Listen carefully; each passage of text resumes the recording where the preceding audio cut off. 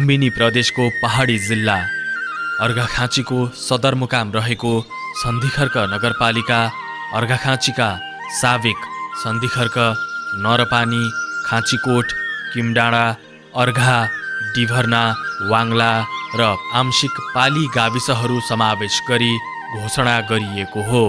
यस नगरपालिकाको क्षेत्रफल 129.42 वर्ग किलोमिटर रहेको छ।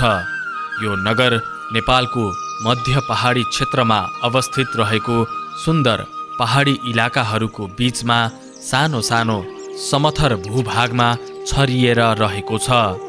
सन्धिखर्कमा अन्य पेशाभन्दा कृषि र पशुपालनबाट नागरिकहरूलाई समृद्ध बनाउन सजिलो हुने निष्कर्ष निकाल्दै कृषि र पशुपालनमा नयाँ नयाँ योजना र कार्यक्रमहरू सञ्चालन भएका छन्। विशेष गरेर हामीहरू कृषिलाई फोकस गरेका छौँ र कृषिलाई करिब 8 करोड बजेट हामी विनियोजन गरेका छौँ भने करिब 10 करोडको कृषि जो उत्पादन हुन्छ त्यो उत्पादनलाई त्यसलाई कलेक्सन सेन्टर, चिस्यान केन्द्र, मार्केटिङ सेन्टर भनेर हामी एउटा भवन बनाउँदैछौँ। करिब बहुवर्षीय भवन हो यो। करिब 10 करोडको भवन बनाउँदैछौँ हामी करिब 13 रोपनी जग्गामा।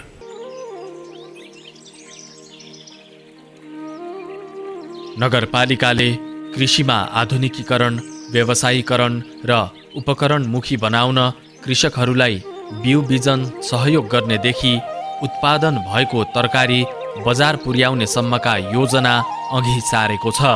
कृषि तथा पशुपालनलाई आधुनिकीकरण, व्यवसायीकरण र बजारीकरण गर्दै नगरपालिकालाई तरकारी, मासु, दूध र अन्डा तथा अन्य कृषिजन्य उत्पादनमा आत्मनिर्भर बनाउने कार्यक्रम लागू गरेको छ।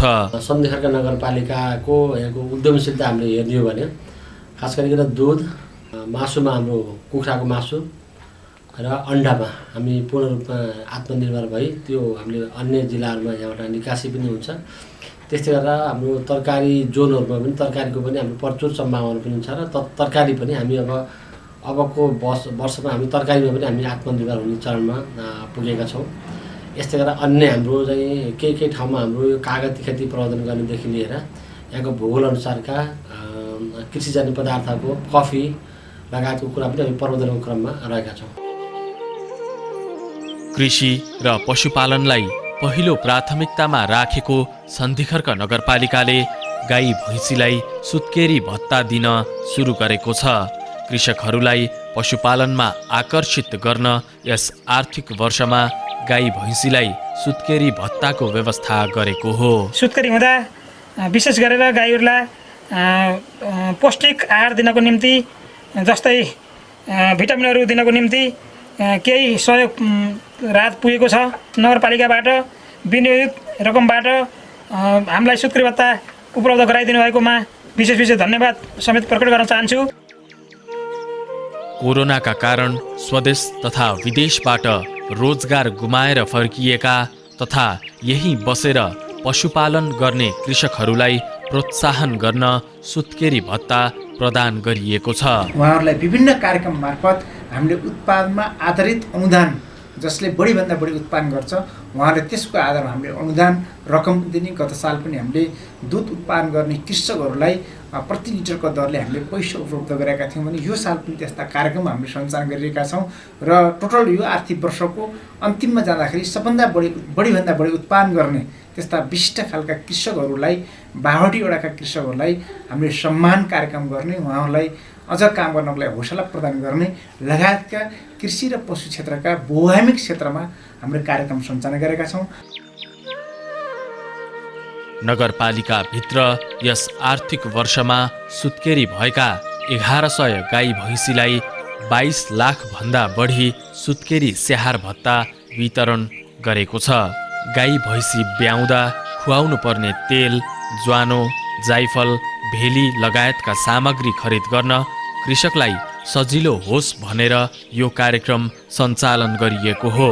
यो कार्यक्रमबाट कृषकहरू पनि खुसी छन्। योबाट तपाईँको हाम्रो गाईहरू ब्याउँदाखेरि तपाईँको चाहिने अब क्याल्सियमहरू भिटामिनहरू ल्याउनको लागि धेरै सहज हुन्छ है। यस्ता यस्ता कार्यक्रम अन्तबाट केही पाइएको थिएन, अहिलेसम्म यो धेरै राम्रो छ। नगरपालिकाले गाई तथा भैँसीहरूको पशु बिमा गर्ने किसानलाई 50% अनुदान प्रदान गरेको छ। नगरभित्र रहेका 200 भैँसी, 83वटा गाई, 300 बाख्रा, 4590 कुखुरा र 15वटा बङ्गुरको बिमा गरेर कृषकहरूले 50% रकम अनुदान स्वरूप बुझिसकेका छन्। नगरले कृषकहरूको मागको आधारमा 50% अनुदानमा बन्दा, फुलकाउली, ब्रोकाउली, प्याज र केराउको बिउ वितरण गरेको छ। त्यस्तै लहरे बालीतर्फ बोडी, सिमी, काँक्रा, टमाटर लगायतका तरकारीको बिउ झन्डै 500 भन्दा बढी कृषकहरूलाई वितरण गरिसकेको छ। कृषिको विकास बिना आर्थिक समृद्धि नहुने निष्कर्ष निकाल्दै उत्पादन गर्ने कृषकलाई नगरपालिकाले सहयोग गर्दै आएको छ। अनुदानमा अन्न, तरकारी र फलफुलको बिउ मात्र होइन, रासायनिक मल तथा प्राङ्गारिक मल र माटोको अम्लीयपन घटाउन चुन पनि कृषकहरूलाई वितरण गर्दै आएको छ। हामीले 12वटै वार्डमा एकल महिलाहरूलाई बाख्रा वितरण गरेका छौँ र 12वटै वार्डमा हामीहरूले बोकाहरू वितरण गरेका छौँ, कुखुराका चल्लाहरू वितरण गरेका छौँ, पाइप वितरण गरेका छौँ। त्यसै गरेर हामीले किसानलाई अगाडि लाने र समृद्धि, आर्थिकमा समृद्धि गराउने सन्धिखर्क नगरपालिकाको हाम्रो अभियान छ। त्यो अभियानको साथमा हामीहरू अगाडि बढेका छौँ। पशुपालक कृषकहरूलाई उन्नत जातको पोषिलो घाँसको बिउ वितरण गरेको छ। गर्मी सिजनमा हरियो घाँसको कमी हुने हुँदा दुग्धजन्य पदार्थको उत्पादन वृद्धि गर्न तथा कृषकको लागत घटाउनका लागि नगरपालिकाले 1380 केजी जई नामक घाँस र 773 केजी बर्सिम नामक घाँसको बिउ वितरण गरेको छ। नियमित रूपमा हामीले पशु पन्छीको जनस्वास्थ्य सेवा, पशु पन्छीलाई दिने औषधि उपचार लगायतका पशु व्यवसायलाई प्रवर्धन गर्ने किसिमका कार्यक्रमहरू पनि हाम्रो धेरै सञ्चालन भइरहेका छन्।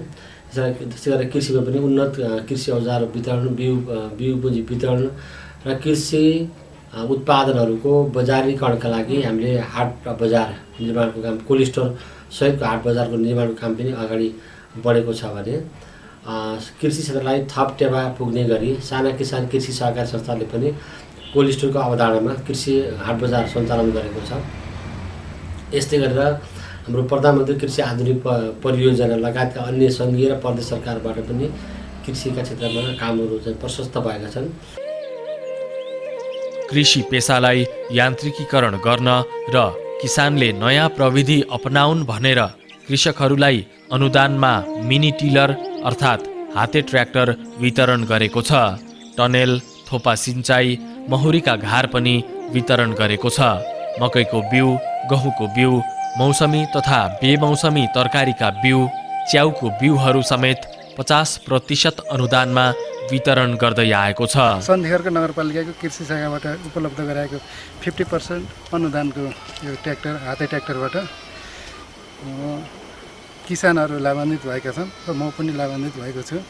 र यसमा श्रम खेताराहरू नपाइने समस्या थियो भने यो ट्र्याक्टरले त्यसको लागि ठुलो सहयोग गरेको छ र हामीलाई किसान गर्नेहरूको लागि गोरुभन्दा यो ट्र्याक्टरले धेरै राम्रो गरेको छ। नस्ल सुधारका लागि बोयर बोका, उन्नत जातका राँगा वितरण गरेको छ। गाई भैँसीको गोठ सुधार, कुखुराको खोर सुधार र बाख्राको खोर सुधारका कार्यक्रम सञ्चालन गरेको छ। वरिपरिका किसानहरू विदेशतिर जान छोडेर अहिले तरकारी खेतीमा आकर्षित भएका छन्। अनुदानका कार्यक्रम धेरै ठुल्ठुला आए पनि खासै किसानले उपलब्धि लिन सकेनन्। नगरपालिकाले सानो सानो कार्यक्रम राखेर सब किसानलाई समेट्ने खालको कार्यक्रम राख्नुभएको थियो। त्यो उसले साह्रै राम्ररी किसानहरूले उत्पादन गरेर बाहिर हामीले धेरै पठाउन सकिन्छ। सानो सानो पोका बनाएर दिनुभएको त्यो उसले धेरै किसान लाग्दाखेरि उत्पादन अति धेरै भएपछि बुटोलतिर पठाइराखेका छौँ। अहिले सन्धिखर्क नगरपालिका दुध, अन्डा र मासुमा आत्मनिर्भर भइसकेको छ। केही समय पहिला अन्डा र मासु अन्यत्रबाट ल्याउनु पर्ने बाध्यता रहेकोमा यी वस्तुहरू अहिले निर्यात गर्न सक्ने अवस्थामा पुगेको छ। जो उत्पादित वस्तुहरू हुन्छ जो चाहिँ तरकारीहरूको लागि प्रशस्त सम्भावना रहेको ठाउँमा हामीले ठुलो एउटा कृषि प्याकेजको रूपमा हामीले कार्यक्रम सञ्चालन गरिरहेका छौँ, जसले गर्दाखेरि सन्धिखर्क नगरपालिकामा हुने उपभोक्ताहरूको मागलाई पूर्ति गर्नको लागि यहीँकै कृषिजन्य वस्तु उत्पादन गर्ने र उहाँहरूलाई उपभोक्तालाई सहज ढङ्गमा पुर्याउने एउटा यो उद्देश्य राखेका छौँ भने अर्कोतर्फ यहाँ सन्धिखर्क नगरपालिकाभित्र प्रशस्त मात्रामा दुध उत्पादन गर्ने र त्यो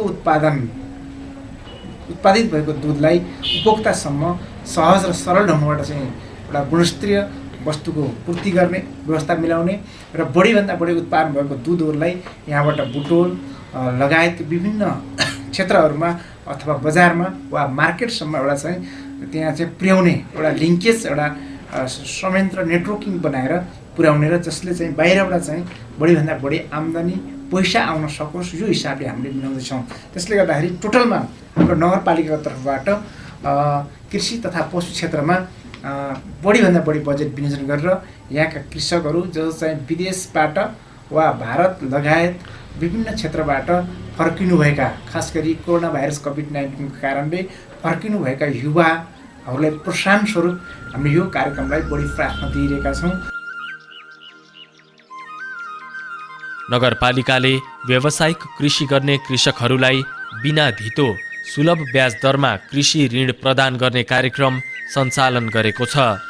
विदेशबाट फर्किएका र कोरोनाका कारण रोजगारी गुमाएका युवाहरू तथा अन्य युवाहरूलाई व्यावसायिक कृषि पेसामा आबद्ध गराई समृद्ध सन्धिखर्क नगरपालिका बनाउन सुलभ कृषि कर्जा कार्यक्रम सञ्चालन गरेको हो। कृषिलाई विशेष गरेर अगाडि बढाउने भन्ने दिएका छौँ, किनभने कोभिड-19 को कारणले विदेशमा रहेका साथीहरू घर फर्किनु भएको छ र उहाँहरूलाई सहुलियत दरको लोन नेपाल ब्याङ्क र हामी नगरपालिकाले सम्झौता गरेर 1 लाखदेखि 3 लाखसम्म अहिले सुरुवातमा 1 लाखदेखि 3 लाखसम्म दिने भनेर हामीहरूले चाहिँ कृषक जो युवाहरू विदेशबाट फर्केर आउनु भएको छ उहाँहरूलाई दिएका छौँ भने उहाँहरूले जो गर्न खोज्नु भएको छ कोभिड-19 को कारणले घर आउनु भएको छ उहाँहरूलाई केही अनुदान पनि हामीहरू प्रदान गरिसकेका छौँ र कृषि बाटाहरू हामी खनिदिएका छौँ र कृषकहरूलाई जसरी पनि अगाडि बढाउनको लागि हामीले चाहिँ नि तपाईँको